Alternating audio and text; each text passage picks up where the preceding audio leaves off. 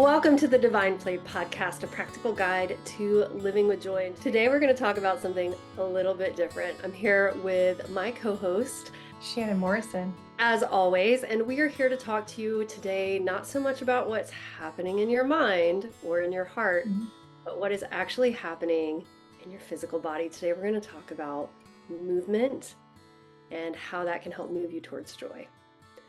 Oh my gosh, that's going to be great. What a new perspective. I'm glad that this came up for you. Let's talk about it. Yeah, I listen to a lot of podcasts. Or I really? Yeah, I listen to a lot of podcasts and I've been listening to, I don't know, I've just been on a health kick for, 20 years, but, it goes in cycles. And I have been on another health kick lately and I've been on my own journey with movement and with nutrition. And I'm finding that I am just feeling a whole hell of a lot better now that I'm treating my physical experience like a part of my spiritual experience instead of like a separate entity. Oh, that's a mouthful. Oh my gosh, this is so good. I love this because I feel like it gets to be a both and I feel like in myself and my experience as, trauma, healing, mindset, let's just shift the brain and figure out what's going on in our emotional health. Um, It is literally on my vision board every year to have my spiritual and my physical bodies connected and Mm. both well. And so this conversation is going to be great for, I'm sure that our audience, put it in the chat, put a 2 in here if you're like, yeah, me too. I would love my physical, like being as strong as my mental being, or I would love to work on it just as much, right? Or does it need to be? Like, I mean, maybe you don't think it needs to be. Um, I feel like when we're working on our inner core, our spirit, our mindset, our emotional health, our aura, if you will, the outside starts catching up, but then we get to like really work on the outside to make it a blend, a both and. So, how are you able to create this for yourself? Yeah, it's really interesting because I practice within some indigenous wisdom traditions, one out of Peru, one out of Hawaii. And both of those lineages in which I study talk so much about how our physical body is a really important part of the spiritual Mhm. journey because our unconscious mind is wired for the prime directive. That means the number one thing that our unconscious mind is always trying to do is to protect and preserve the physical body. And Mhm. so, if our physical body goes kaput, our spiritual experience in this lifetime, at least, it ends. It's over. So, what they talk about in both of these lineages in which I've studied, one with the Four Winds Society and Alberto Villoldo, and he wrote a book called Grow a New Body. So Mm. that is it. That book talks all about the physical body and how that can become a hindrance or it can become a superhighway for the spiritual experience. And so, I both of these lineages talk about that. Our unconscious mind constantly wants us to protect and preserve the body. So if we are not healthy in our physical body, paying attention to our spiritual and emotional health can be really difficult because it's like we're just Mhm. white knuckling at a physiological level, trying to survive. And maybe we're dealing with pain, maybe we're dealing with chronic inflammation. And when I'm dealing with chronic inflammation and I can't sleep because I'm in so much pain, caring about whether or not I'm compassionate to others or I am philosophically expanding my mind kind of goes out the window. Like I don't care. I'm just in pain and I feel like crap. Yep, So, yeah. absolutely. Oh my gosh. And I like even as a young person, I used to work in a my first job was working in a nursing home. And I just think about the older we get, the harder it is to move, right? It just seems like that is a transition we do in life. And from a very young age, I knew the longer you walked or move your body, were able to go to physical therapy, the stronger your brain would be. And so Mm, it was just like this connection for me, like if my legs will work, so will my brain. And it's so true. It is absolutely so true. As soon as somebody stops being able to walk and they're like wheelchair bound, it's just like this, it not that as we age, and if we do not continue to do some sort of physical exercise or physical movement, our capacity of our spirit or our memory, we just lose it if we don't use it, right? Muscle mass and that movement. I love movement. I am a person that there's so many different ways of movement. There's dance, there's all different ceremony, there's all different things that I think we've even brought up some of them here. My favorite is a hardcore sweat session in a gym. Like my favorite is to go lift weights and to move that way because I don't know what it does to me. It really pumps up the endorphins. And so on my and I keep saying out loud, I have a gym membership, friends. I don't know the last time I went to the gym. And this week alone, like this week, I've been like, we get to make this a priority. And so put it in the comments if you're like, yeah, I have a gym membership and haven't utilized it. I totally get it because there's seasons of life that are busier and more transformative in different ways. But I feel like we get to make the time. We get to create the time to create whatever it is that you want to do for movement. Um, what is your favorite ways to move your body that makes The you favorite feel good inside? favorite way to move my body is dance and also stuff that requires a lot of strength. So I do Pilates. I started doing Pilates this year at Christmas time last I year. remember. Think it was like Black Friday deal. I got a year of Pilates and I just honestly I threw that ish on a credit card, which I'm still paying off. So don't necessarily recommend going that route. But hey, I have ADHD and I can be very impulsive sometimes.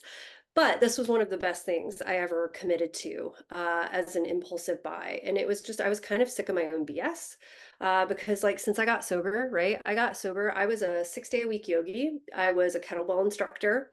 And I taught corrective exercise and I worked with people to keep them moving longer and more often and with more ease as they age. That was my primary demographic, working with seniors over the age of 65 who wanted to stay active. They were golfers, runners, etc.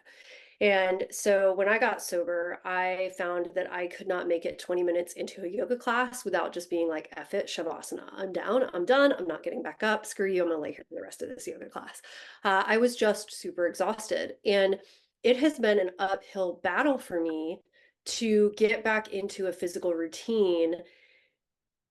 And it really I've gained quite a bit of body fat. I've had hormonal changes as I've moved into my 40s. So, of course, it's a lot less easy. But I also was self-medicating with food Hmm. and wasting a lot of time on social media, doom scrolling, Hmm. as a way to cope.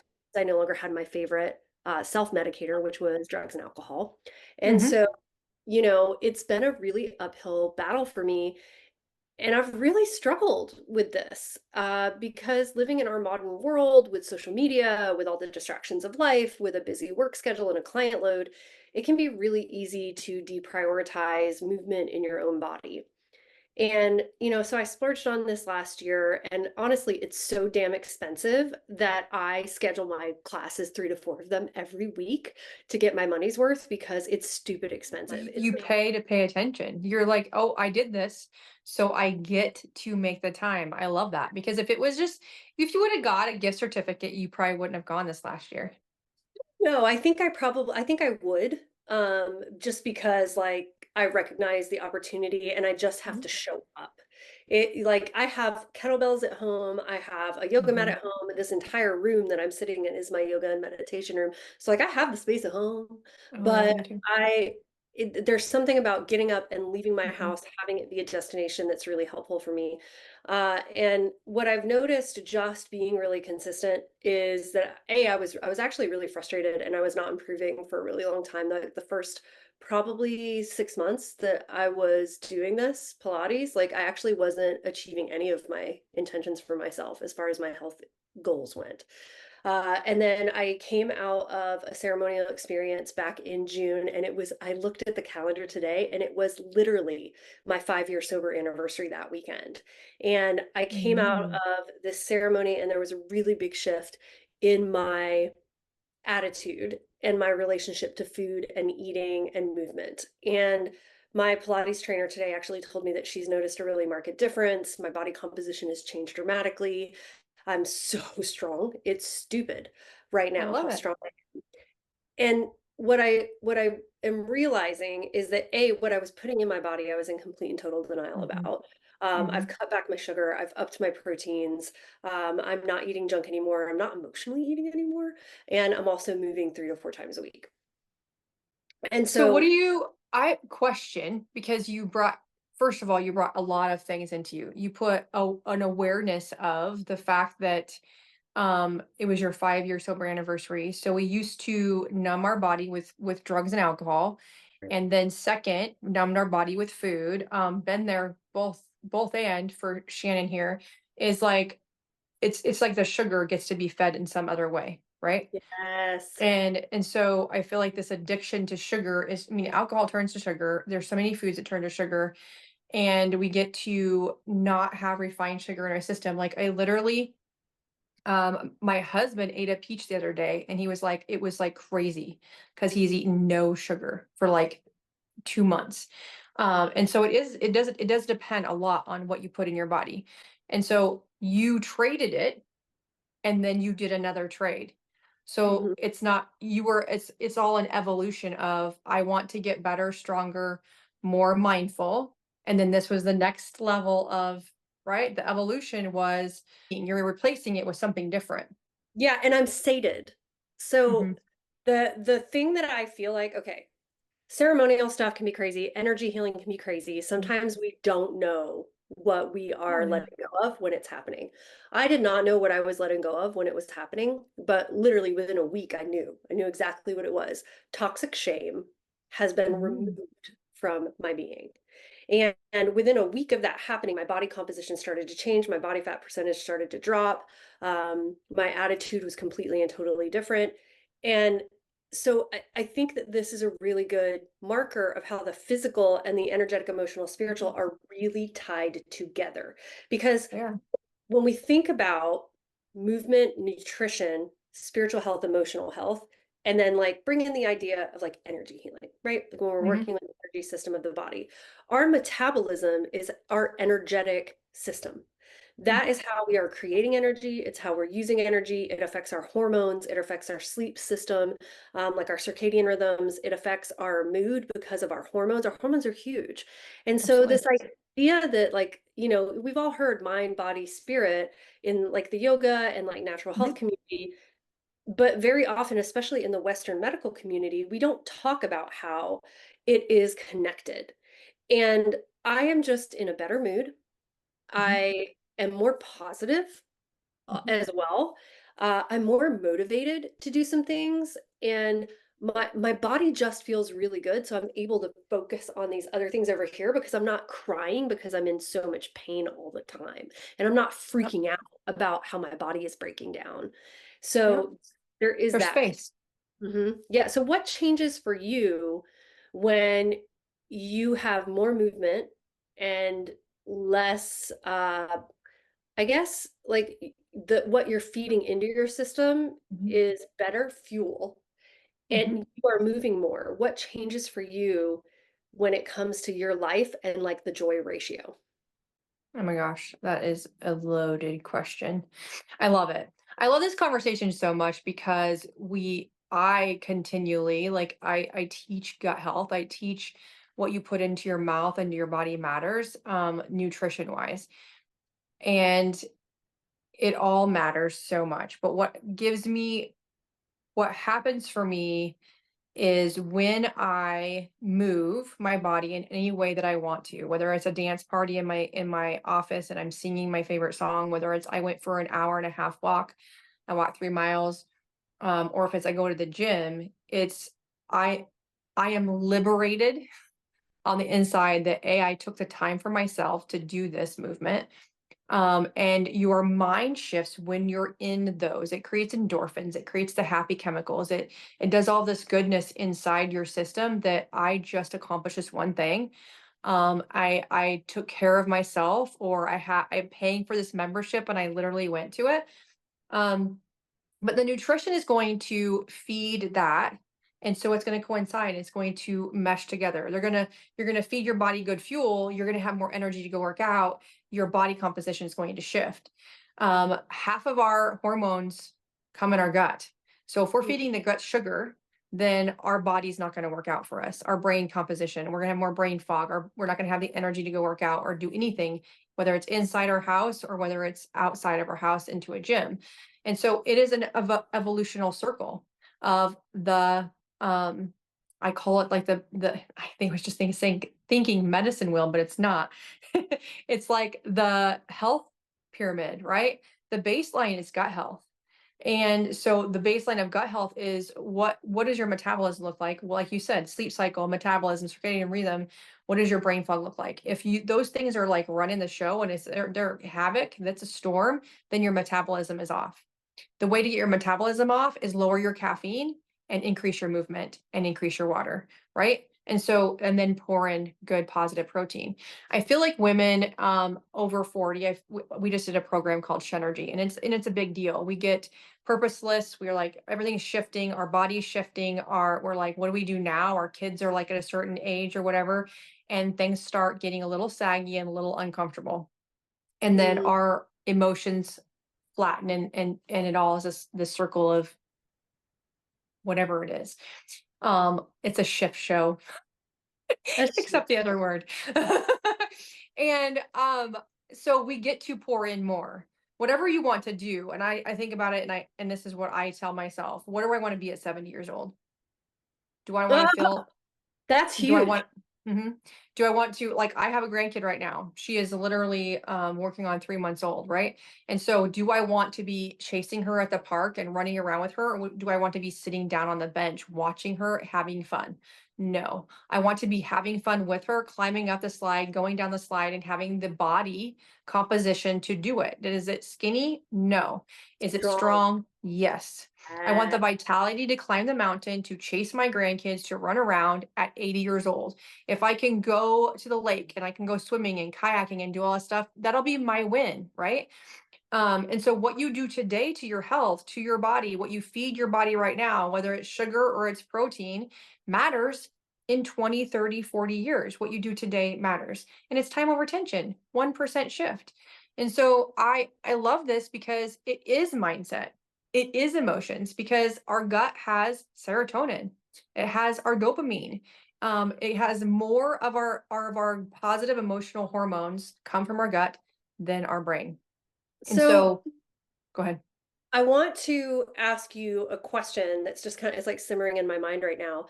Mhm. How does your energetic vibration shift when you take the time to Mm. love yourself enough to do the things that are going to support you in the long run? How does your energetic thought, emotional vibration shift when you do that just one little decision at a time? What shift do you notice? The shift in energy is worthiness. It's a big That word. Yes. Yeah, because I can't tell you how many clients and family members I know who don't think that, like, when they start to uncover all of this, okay, I'm gonna back up a little bit. I can't tell you the number of clients and also loved ones who, when they begin to make these shifts, and Mhm. myself included, I have also gone through this. When I start to eat healthier and exercise, how many times have you seen it that within a month of making this extremely positive life change of wanting to like love themselves and put better food in their body and move more, I would get really injured. I Mhm. I would get really injured or something would blow up in my life and I Mhm. would go back to eating crap, Absolutely. not moving because I had this unconscious resistance Mhm. to being worth doing any of it. Oh yeah. And it's hard. We get that in our mind that it's hard, but we'll choose your hard. What's harder? Like literally moving your body, getting the clothes on and going to do it, and then feeling that amazing feeling afterwards. It's the dopamine hit that you get after you're done with a workout or a movement of some sort. The sweat session, if you will, or the emotion, the elation that comes from dancing, and like no one's watching, whether they are or they're not watching, that you get after every single time. Like, what is harder? feeling like shit and not having energy and having pain and discomfort forever, or having pain and discomfort because you just had the strongest, heaviest workout up until now, and I'll it hurts to sit on the toilet and get back up. I will tell you, and here's the other thing too, right? Like, we don't have to work out so hard that it hurts to sit on the toilet, right? Like, and to We don't have to, but I'm just even saying. even much less effort than that, and Mhm, not overtraining can make a huge difference. That's something actually that I've done recently in Pilates is I've begun adding assistance to a lot of my movements, and it mhm. has slingshotted me into being massively stronger and achieving a lot of my intentions as far as like body composition goes. What I think is so powerful to watch in my own evolution as I've done this really consistently just since June. It's only been a couple months, but I'm noticing a huge change in my spiritual self. I remember 2 months ago being on the Pilates machine and crying because it was so hard and it felt so unfair, and being so frustrated with how difficult it was to move with strength and stability. And I backed off a little bit and I made it a little easier on myself. But the commitment that I made was to do every single moment of it in some way, shape, or form, even if it was a modification and even if it was Mhm. easier. And Absolutely. I did that and it slingshotted me forward. Mhm, And I think there's so many ways. There's this guy, he's been around forever. And one of my loved ones is watching a ton of videos about this guy and being super inspired by him. His name is Diamond Dallas Page. Have you heard of this guy? The DDP. no. He's old school. Sounds Diamond Dallas amazing. Page is a professional wrestler. He like his back got blown out in wrestling. He was the oldest guy to ever come into the sport at 36, and his career peaked at like in his 40s, and he blew out his back. They told him he would never wrestle again. He found yoga and he won the heavyweight championship like months later. And so like he works with people who are like 5, 6, 700 pounds who can That's barely amazing. move. And Yeah. he starts people out literally moving in their beds. And Mm, it's just such a beautiful thing to watch. So listeners, go watch some DDP yoga like inspirational videos. Tell us what you think in that's the comments. amazing. If you didn't cry, I want to know because every single one of these videos makes me cry like a baby. Oh my God, I And love that.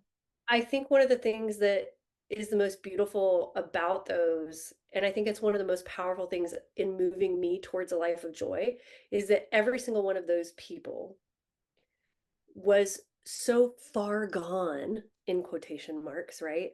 That Mhm, and they hated themselves. They thought they were mhm, human garbage. They thought that they were worthless, that they were unlovable. And something in them sparked, and they started making these tiny little changes to mhm, love themselves. And now they're doing headstands and running 5Ks and running marathons and teaching other people. And they're changing lives by changing their own life. And I think that's one of the biggest things about how movement and nutrition and loving yourself enough to take care of this vessel that mhm. is your, it's like our vehicle to live It this is. spiritual It is life. our vehicle. It is you our know vehicle.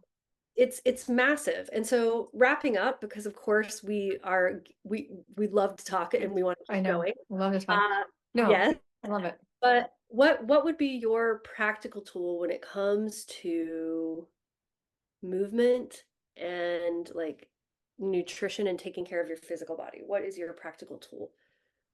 My practical tool is to change one thing. Always. It always is like 1% shift will make all the difference in a year or 5 years. And so if it is one tool, it is make it easier. I love the way that you said modifications. There is so many, I just got brought up today. There are so many ways of doing one thing. There's so many ways of doing one yoga move. There's so many ways to dance. There's so many ways to move your body. There's so many ways to eat healthy. It doesn't have to be somebody else's way. But it can be your way, but choose one way that works for you and then just do it every day. It doesn't, I think that we get stuck in our what other people do, or we have to dot dot dot, or we have to do it by a certain time. What if you're a night owl? So you don't work out at 6 o'clock in the morning. There is so many opportunities for me to go work out at 5:30 in the morning, and I really do not enjoy anything at 5:30 in the morning unless it's on a plane to go to Paris. Like I might enjoy that.